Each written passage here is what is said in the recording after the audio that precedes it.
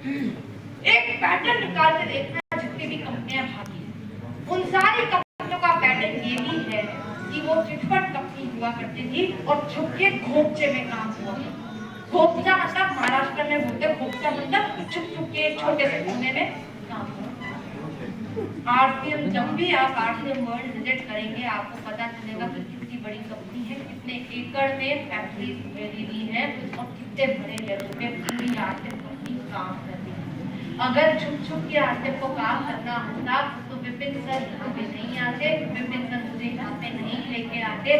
अगर आरसीएम बंद हो गई, आप लोगों को, सब लोगों को मेरे घर का एड्रेस पता है, सबसे पहले मारने के लिए हमें ही आते। छुप छुप के काम नहीं करती जो कंपनी, वो कंपनी जो भागने के दिशा में काम करती। और तीसरी बात, भाई आरसीएम को 25 साल हो गए, आरसीएम आपका वेट थोड़ी ना करे कि ये दादी आ जाए बस फिर मैं भाग जाऊंगा। आरसीएम 25 साल हो गए, आरसीएम को भागना होगा तो 25 साल पहले ही भाग जाती।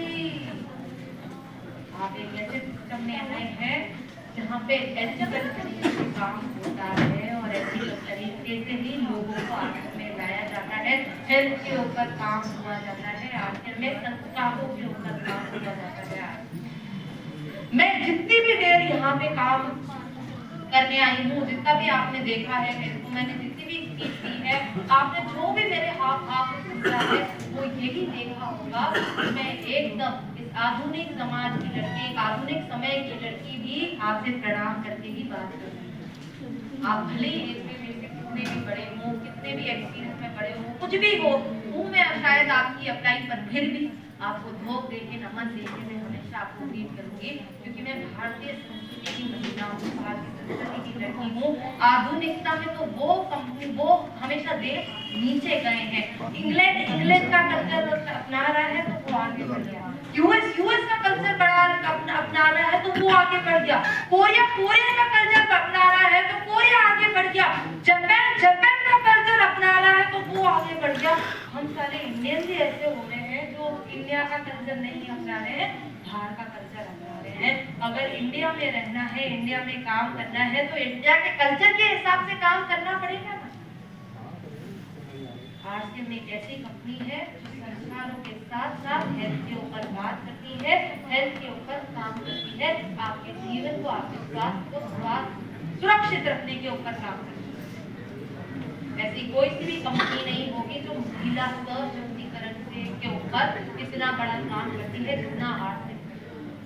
ये बहुत सारी अलग अलग चीजें हैं जिनके ऊपर मैं बात कर रही हूँ और मैं इनके ऊपर बात करने आई हूँ। मैं तो आपको सिर्फ बता रही हूँ कि ये भी होता है यहाँ पे महिला सशक्तिकरण के साथ। और आज इसी आरसीएम अभियान की एक बच्ची आपके सामने खड़ी हुई है, अकेले घूम रही है और आपसे बात करने आई है।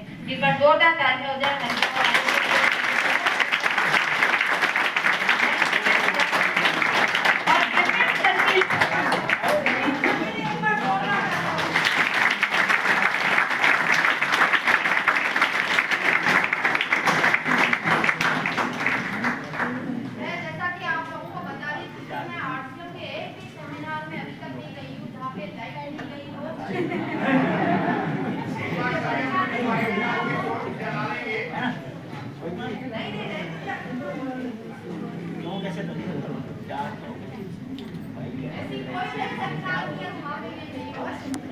आप परेशान मत होइए, मेरी आदत है और यहाँ पे कुछ भी हो जाए, भूकंप भी आ जाए तो और ले लेंगे सेमिनार। मैं बिना बोले तो ले जाऊँ। आपने मुझे देखने का पैसा दिया है तो देखने का पैसा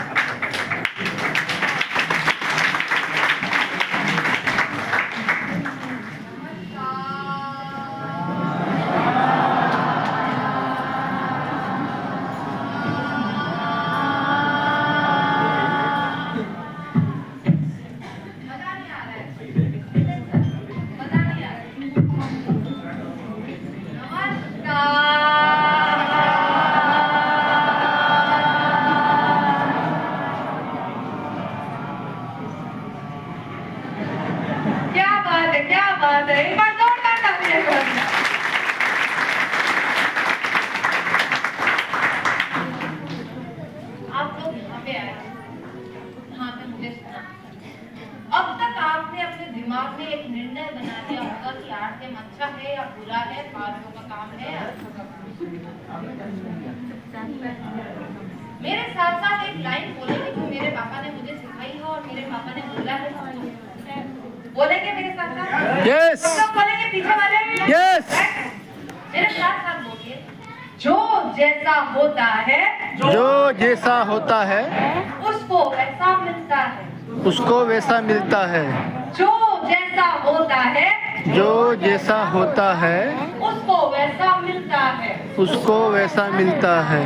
जो जैसा होता है, जो जैसा होता है उसको वैसा मिलता है। उसको वैसा मिलता है। अगर आपको लगता है कि आप आरसीएम के एक ऐसे माहौल में आए हैं जहाँ पे पागलों की बस्ती है, सिर्फ पागल लोग काम करते हैं, तो आप उन पागलों की टोली में हैं। इसका मतलब आप भी पागल ही हैं। क्योंकि जो जैसा होता है उसको वैसा मिलता है। और अगर आप समझदार हैं और आपको लगता है कि जो इंसान समझदार है वही आरसीएम करता है, समझदारों की ही आरसीएम में कमी नहीं। और आरसीएम में पागल हो या समझदार हो, हमें क्या लेना देना?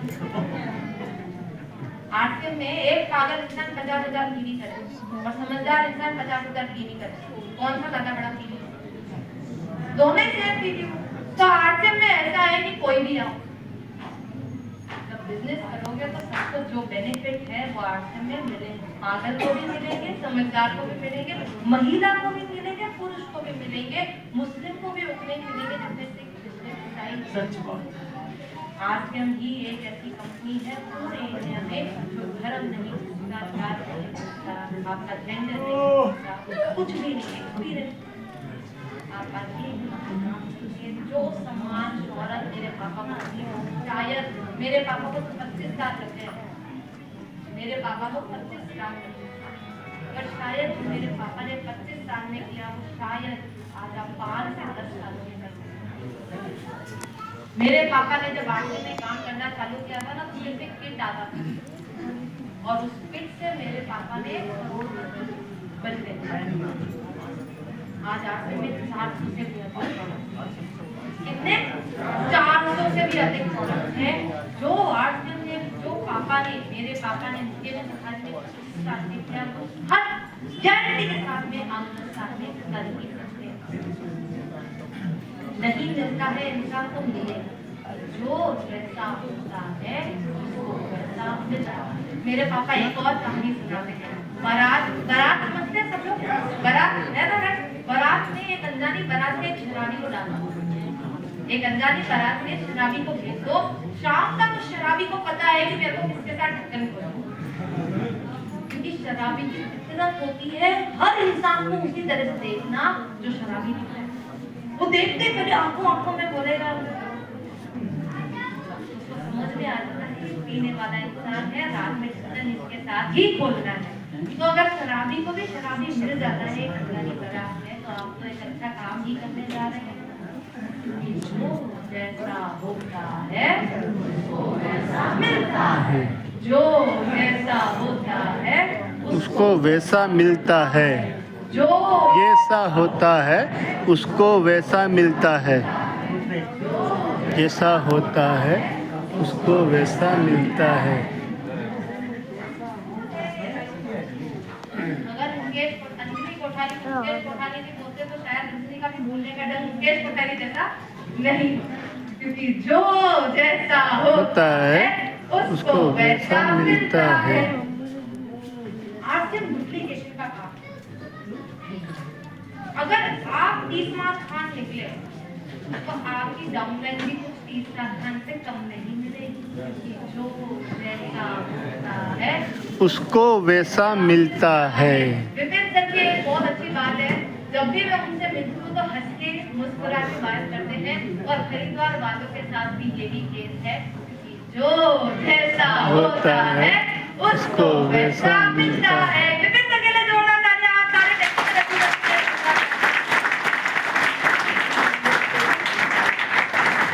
कुछ लोग यहाँ पे बैठे हुए उनको लग रहा है 5 मिनट और लूंगी, आपका 5-10 मिनट से और ज्यादा नहीं लूंगी। क्या नहीं होगा? मैंने कितनी देर बोल लिया? मेरे को नहीं पता क्या, आपको मेरे को पता।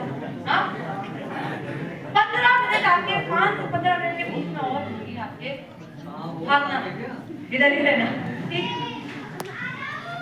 कुछ लोग यहाँ पे बैठे हुए हैं जिनको आर्टियम समझ में आ चुका है और वो समझ चुके हैं आर्टियम अच्छा है और करना चाहिए, पर दिल में एक हिचकिचाहट है कि जोड़ने चुनाने वाला, और ये जोड़ने चुनाने वाले काम अच्छे नहीं होते, इसलिए शायद आप आर्टियम से दूर।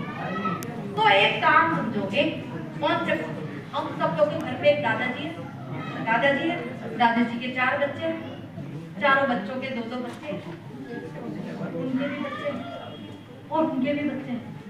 हमारे तो रग रग में नेटवर्किंग है भैया, कहाँ से दाल बोल रहा है? रग रग में इंडियन फैमिली की नेटवर्किंग है, जो आप करने जा रहे हो वो इंडियन समाज या है ही ऐसा, नेटवर्किंग हमारे रग रग में है और नेटवर्किंग की जरूरत हम सबको है। आज अगर हम लोग प्लम्बर हैं तो प्लम्बर का भी नेटवर्क होता है, अगर हम टीचर हैं तो टीचर का भी नेटवर्क होता है, दूसरे टीचर और उनके बच्चों के पेरेंट्स, ये उनका नेटवर्क। जिंदगी में कुछ भी आगे बढ़ने के लिए, पैसा कमाने के लिए, कंपनी को आगे बढ़ाने के लिए, नेटवर्क को आगे बढ़ाने के लिए आपको आपके नेटवर्क से हटके अलग नेटवर्क बनाने की जरूरत है। मेरे पापा के नीचे 1.8 करोड़ लोग हैं और 1.8 करोड़ लोग सारे पापा जैसे नहीं। कोई अध्यापक है, कोई बास्केटबॉल प्लेयर है, कोई रेलवे का कर्मचारी है, कोई क्या है, कोई न जाने क्या है। एक सिटी पे मेरे पापा का बिजनेस निर्भर है ही नहीं। अगर आसाम आज बंद हो जाए ना तो भी हरिद्वार में काम चलता रहता है। आप जब नौकरी करते हैं, आप जब एक काम करते हैं तो एक सिटी बेस्ड काम होता है। अगर यहाँ पे नाकाबंदी लग गई तो पूरे हरिद्वार में नाकाबंदी लग गई, इसलिए आपका काम शायद नहीं चलेगा, इसलिए आपकी शायद दुकान नहीं खुलेगी। पर अगर हरिद्वार में मेरे पापा का नाकाबंदी भी लग गई ना तो कोई बात नहीं, पूरे देश में काम चल रहा है, इसलिए इनकम नहीं है। ये नेटवर्क हम सब लोग सेल ही कर रहे हैं, हम सब लोग पूरी दुनिया में जितने भी लोग हैं हम सब लोग अपनी सेल ही कर रहे हैं। सेल तो धातुओं की होती है, सेल इमोशन की भी होती है, टाइम की भी होती है और माइंड की भी होती है। सेल से ही निकला है सैलरी। क्या बोला मैंने? सेल से ही निकला है सैलरी। मतलब जब तक सेल होती नहीं है तब तक सैलरी आती नहीं है। अगर आप रेलवे में काम कर रहे हैं, रेलवे में आप बहुत ऊंची पोस्ट पे हैं, तो रेलवे क्या काम कर रहा है? रेलवे में टिकट बेचने का ही काम कर रहा है। अगर आप अपने बॉस के साथ काम करते हैं तो बॉस भी तो कुछ बेचने का काम ही कर रहा है, तभी तो आपको दे रहा है सैलरी। आप जब अपनी बॉस के साथ मिलकर काम करते हैं तो आप अपने टाइम का, अपनी स्किल को यूज करते हैं, तब जाके है सैलरी। अब जब दुनिया में सबको सेल ही करनी है, प्रॉफिट ज्यादा बड़ा होता है या सैलरी ज्यादा बड़ी? प्रॉफिट। और जब सबको करना ही सेल है तो क्यों ना प्रॉफिट के हिस्सेदार बने, ना कि सैलरी के हिस्सेदार। जब आप आर्टियम से जुड़ते हो, आप आर्टियम में आते हो तो आप कंपनी के हिस्सेदार बनते हो। जैसे जैसे आपके नीचे लोग बात जुड़ने चालू होते हैं, आपको भी कमीशन मिलना चालू हो जाता है, प्रॉफिट से एक हिस्सा आपको भी मिलना चालू हो जाता है। इससे बढ़िया कोई काम है क्या? मुझे बताओ। इतनी सारी चीजों के बारे में बात की मैंने, इसके अलावा और कोई है क्या? इतना अच्छा काम है? अरे भाई, धीरू भाई अंबानी बनने का तरीका है वापस से नेटवर्क बना। धीरू भाई अंबानी ने भी नेटवर्क ही बनाया। कितने सारे पेट्रोल पंप है धीरू भाई अंबानी के, हर जगह धीरू भाई अंबानी थोड़ी ना पेट्रोल पंप भरता है आपका। अरे क्या हो गया? किसी ने किया? धीरू भाई अंबानी किसी को दिखा? मुकेश अंबानी किसी को दिखा? नहीं दिखा, क्योंकि मुकेश अंबानी, धीरू भाई अंबानी को इतना बड़ा नेटवर्क हो गया कि सब लोग उनके लिए काम करते हैं। तो एक तरीका है धीरू भाई अंबानी जैसी बड़ी कंपनी खोलने का, और उसके लिए टाइम बहुत लगता है, उसके लिए पैसे भी बहुत ज्यादा लगता है, और कंपनी चलेगी या नहीं चलेगी उसकी भी गारंटी नहीं। पर एक ऑप्शन है, आप जहाँ पे आपको इन्वेस्टमेंट की जरूरत नहीं है, टीम बनाने की जरूरत नहीं है, मैनेजमेंट की जरूरत नहीं है, सैलरी देने की जरूरत नहीं है। जितने भी माथापच्ची होती है ना एक काम में, वो सारी माथापच्ची लेने की जरूरत ही नहीं है, सिर्फ बोलने की जरूरत है। और बोलने का काम तो आप लोग पहले ही कर रहे हैं, बोलने का काम तो हम सब लोग पहले ही कर रहे हैं। भाभी जी क्या मस्त साड़ी पहनी है, अरे वाह, भली डाई करती हो, अरे वाह क्या साड़ी पहनी है। आज से वो तारीफ, आज से अरे अब मैं बहुत ज्यादा रिलेट हो गया है ना।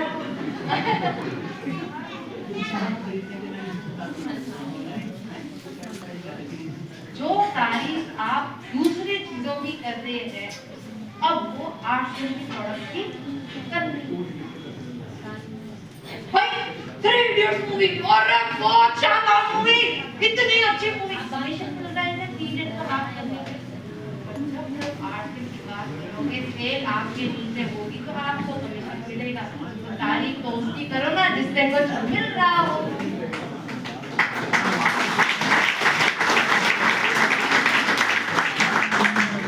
मैं परिवार आई, आपने मेरे को अरे बोले कि आपका भी डीजे बुलाएंगे। मैं यहाँ पे 1-1.5 घंटा की देर बाद हुई। यहाँ पे आज अंजलि कोठारी ने आपको उसकी स्टोरी सुनाई। अंजलि कोठारी के खुद के रीजन समझाए।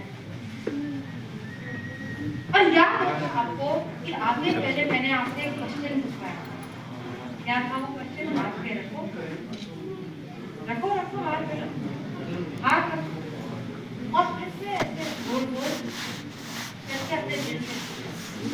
एक लड़की जो 1 लाख रुपए कमाती है, पैसों में पली बड़ी है, इतनी अच्छी जॉब करती है, वो कभी आस्किंग करेगी। अब शायद दिल और दिमाग ने बोला कि नहीं, मैंने आपको मेरे रीजन बताया, पर अगर आप गौर करके देखेंगे आपको पता चलेगा ये सिर्फ मेरे रीजन नहीं है, आपके रीजन। क्योंकि टाइम की जरूरत हम सबको है, रिस्पेक्ट की जरूरत सबको है, सिक्योरिटी की जरूरत सबको है, हम सब लोग हैं। इसमें ऐसी कोई सी भी चीज नहीं बोली है मैंने जो सिर्फ मुझ पे लागू हो और आप पे लागू नहीं। इस अंजलि कोठारी ने आज आप सब लोगों के बीच में अपनी बात रखी। आप चाहते हैं कि आपके बच्चे भी मेरी तरह सुनने बोलने आए और लोग आप उनको सुनने आए, तो आपको भी आपके बच्चों के लिए करना पड़ेगा कि मुझे कोठारी ने अंजलि कोठारी के लिए करना।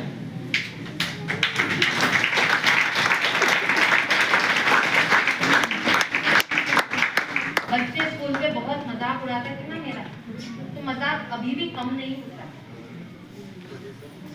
अभी भी कम नहीं होता, पर अब फर्क नहीं पड़ता है कि दिख गया, समझ में आपको भी फर्क नहीं पड़ेगा जब दिख जाएगा और समझ में आएगा। अब चाहे कुछ भी हो जाओ, मुझे पता है मेरा करियर आश्रम में है और मैं आश्रम से अलावा और कुछ नहीं करने वाली। मेरे को आप पता नहीं, मेरा पर्पस, मुझे वैल्यू दिख रही है मेरे अभियान में जो मेरे पापा ने मेरे लिए 1-1.5 घंटा बात कर ली और मैंने आपको अभी तक नहीं बताया कि करना क्या है। आप पूछते रहे हैं मुझे कि मैंने क्यों किया था, करना क्या है, आपको उसका आइडिया ही नहीं है क्योंकि मैंने बताया ही नहीं है और मैं बताऊंगी भी नहीं क्योंकि मुझे खुद को नहीं पता। उसके लिए आपको अपनी अपलाइन को कांटेक्ट करना पड़ेगा। मेरा सीधा सीधा फंडा है, मैंने किया नहीं तो मैं नहीं बता सकती, पर मैंने जिया है तो जीने का एक्सपीरियंस आपको बता सकती हूँ। इसी के साथ साथ हरिद्वार वालों, थैंक यू सो मच, आप लोगों ने मुझे इतना सुना।